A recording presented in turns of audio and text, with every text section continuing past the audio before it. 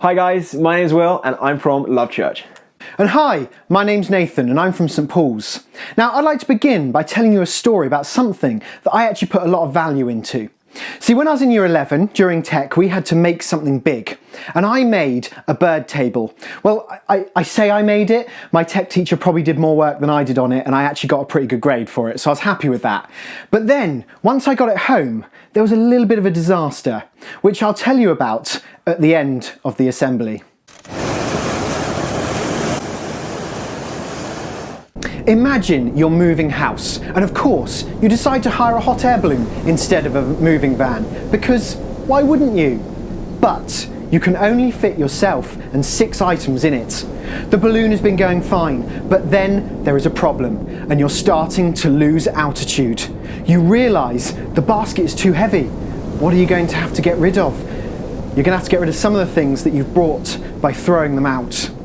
You work out that you can probably keep 3 of the 6 items and still stay in the air, but which 3 do you keep and which 3 do you say goodbye to? First, you pick up your new outfit that you bought for your housewarming party and your expensive pair of shoes. Which do you get rid of? I would 100% keep the shoes, I'd throw out the outfit.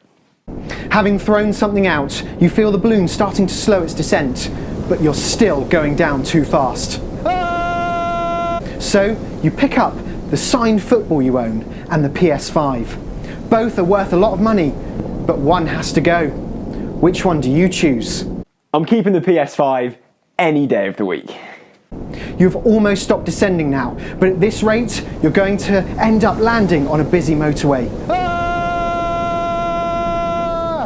You must get rid of one more thing to be safe. With a heavy heart, you take your phone out of your pocket and you pick up the family pet. This is the tough choice. Which do you get rid of? Phone or family pet? I think little Snuffles would have to go. I think I'd keep the iPhone.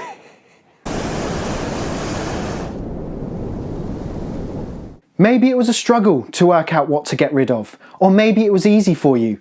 Either way, you were deciding the value you place on things. Some things are worth more than others. Maybe not in a monetary sense, but sentimentally, or in how useful it is. Do you know what? This reminds me of 2 stories Jesus told about hidden treasure and a precious pearl. He said, the kingdom of heaven is like treasure that was hidden in a field. When a man found it, he hid it again. He was very happy. So he sold everything he had and he bought that field. Again, the kingdom of heaven is like a trader who was looking for fine pearls. He found one that was very valuable. So he went away, sold everything he had, even his PS5, and he bought that pearl.